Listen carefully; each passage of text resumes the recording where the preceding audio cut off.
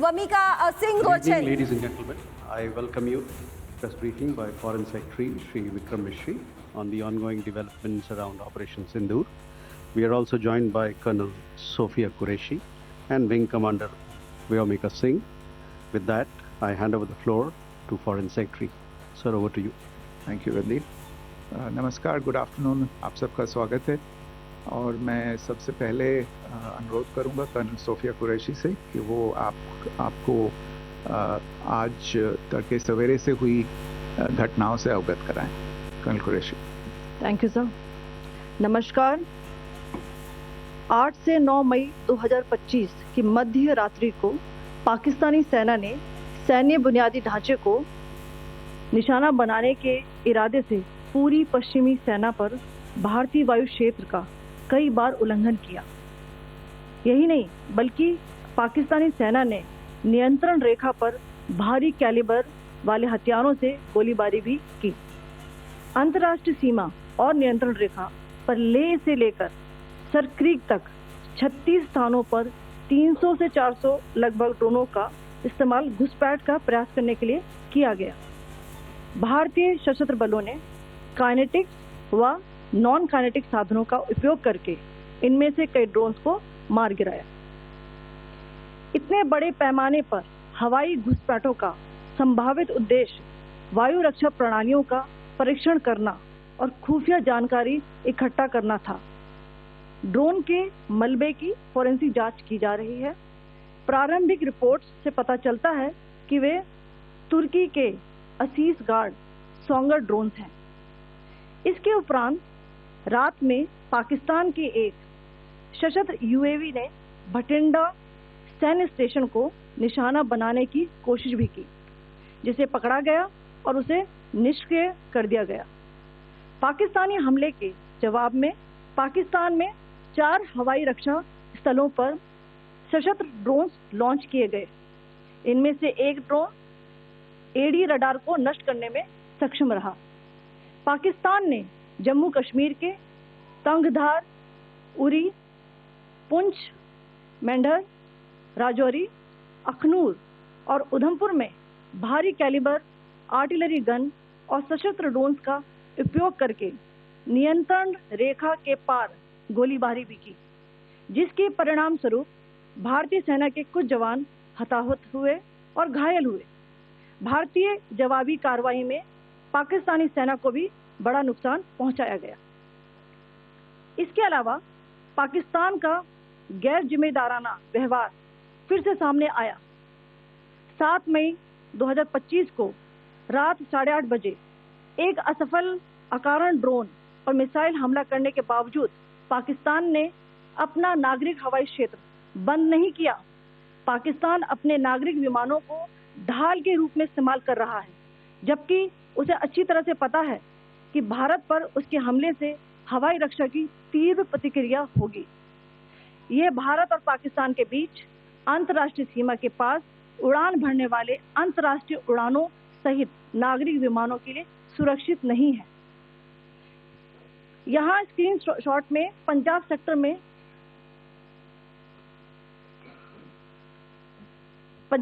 में high air defence alert स्थिति के दौरान एप्लीकेशन फ्लाइट रडार 24 का डेटा दिखाया गया है। जैसा कि आप देख रहे हैं यहाँ पर भारतीय पक्ष का हवाई क्षेत्र घोषित बंद के कारण नागरिक हवाई यातायात से पूरी तरह से रहित है। कराची और लाहौर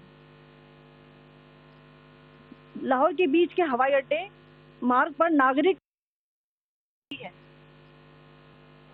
हाई अलर्ट किया गया है। विमान फ्लाइनेस एविएशन 20, जैसा कि आप यहाँ देख रहे हैं,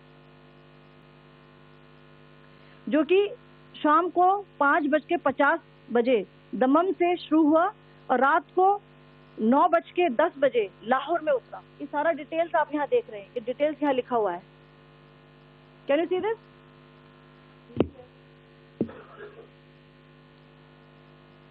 भारतीय वायुसेना ने अपनी प्रतिक्रिया में काफी संयम दिखाया और इस प्रकार अंतर्राष्ट्रीय नागरिक विमान सेवा की सुरक्षा सुनिश्चित की। धन्यवाद। जय Hind.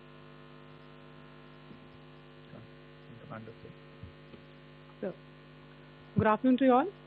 On the intervening night of 8th-9th May 2025, Pakistan military carried out multiple violations of Indian airspace along the entire western border with an intent to target military infrastructure. Pakistan military also resorted to firing of heavy caliber weapons along the line of control.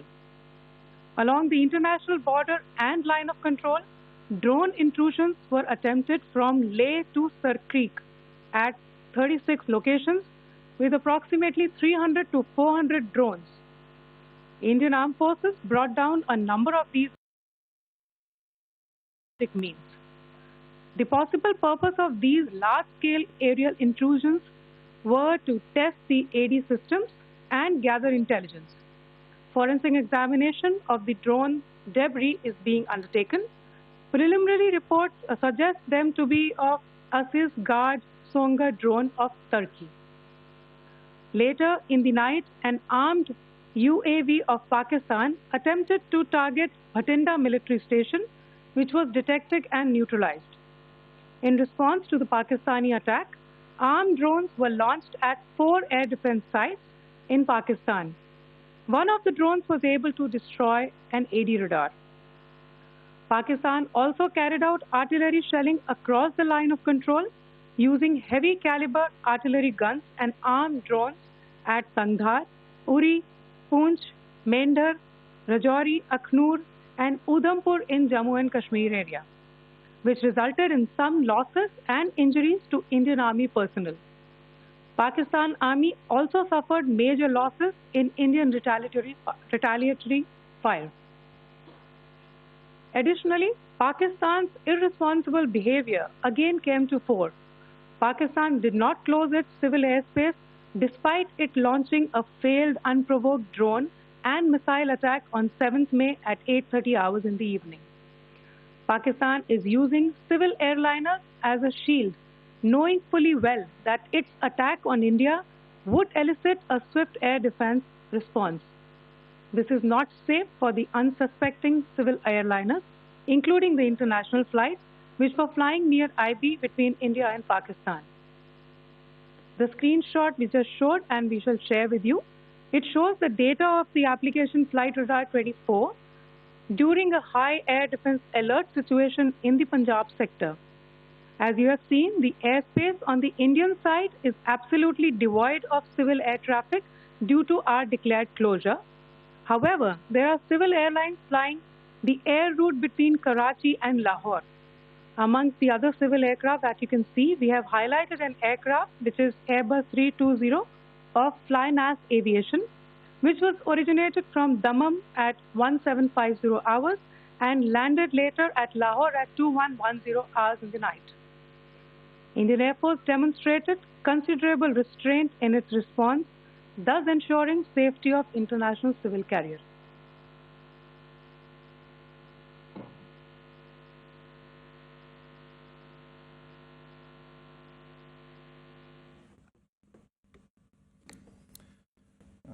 Thank you, Colonel Qureshi, Wing Commander Singh.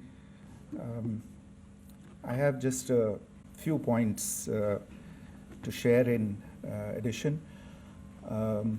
कल रात की पाकिस्तानी सेना की कायरतापूर्ण गतिविधियों से आपको colonel Qureshi और विंग कमांडर सिंह ने पहले ही अवगत करा दिया गया है. These provocative and escalatory actions that were taken by Pakistan last night were targeted at Indian cities and civilian infrastructure, in addition to some military targets. The Indian Armed Forces responded proportionately, adequately and responsibly. ये जो हमले हुए कल रात को भारतीय सैन्य इकाइयों ने पर्याप्त रूप से और एक जिम्मेदाराना रुख अपनाते हुए इन हरकतों का उत्तर दिया. What I want to underline is that the official and blatantly farcical denial of these attacks that Pakistan carried out by the Pakistani state machinery is yet another example of their duplicity and the new depths that they are plumbing in their quest for disinformation.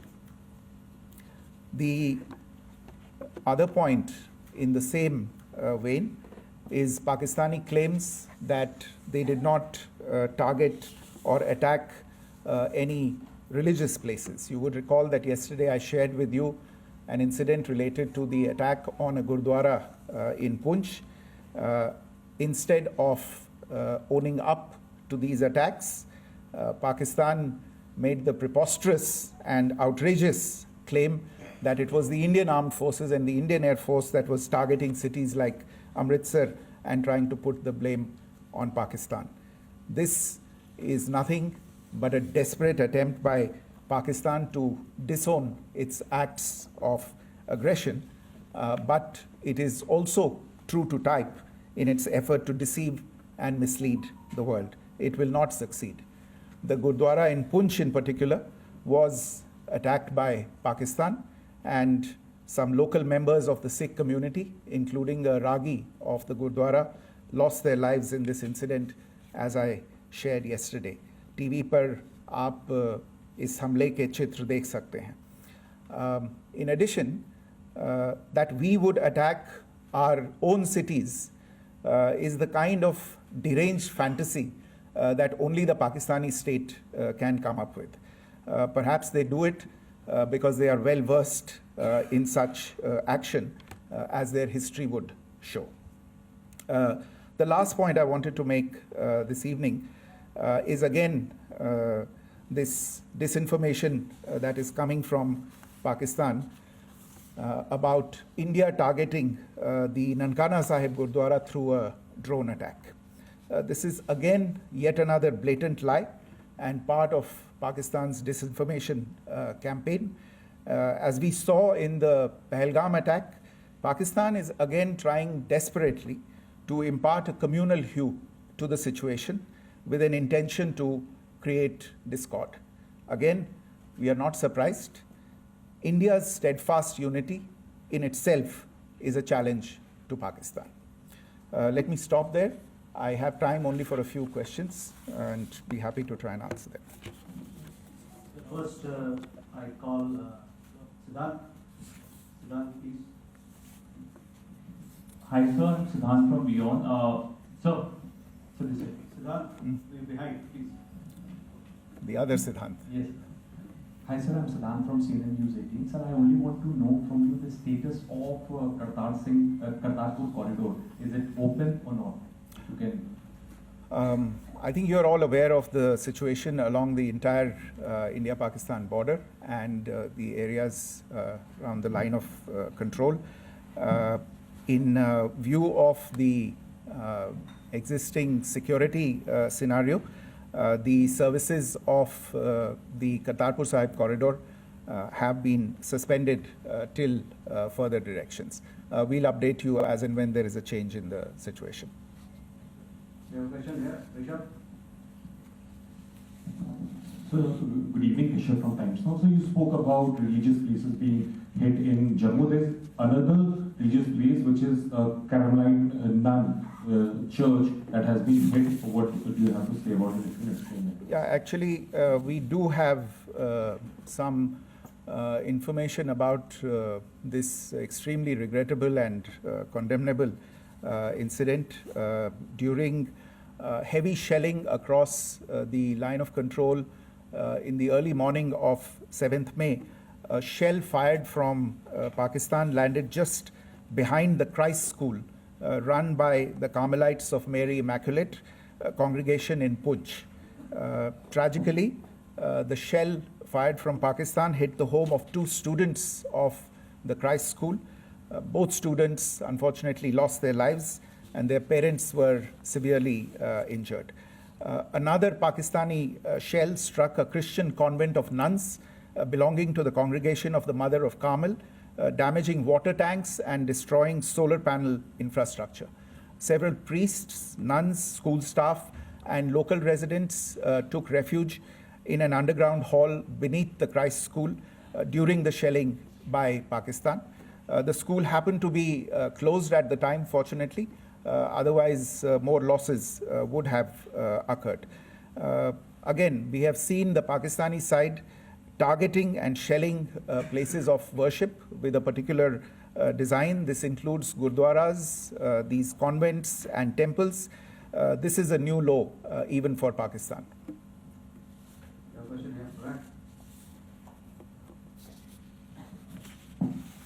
Sir Pranay Upadhyay Amar जहाज से sir कल आपने इसी podium से पाकिस्तान के IMF bailout को लेकर और इंडस वाटर ट्रीटी को लेकर जो टिप्पणी की थी उसकी पाकिस्तान में काफी तीखी प्रतिक्रिया भी आई और उसके बाद हमने देखा कि पाकिस्तान की तरफ से किस तरीके से लेह से लेकर भुज तक पूरी बॉर्डर के ऊपर जो इन्वेजन था वो किया गया।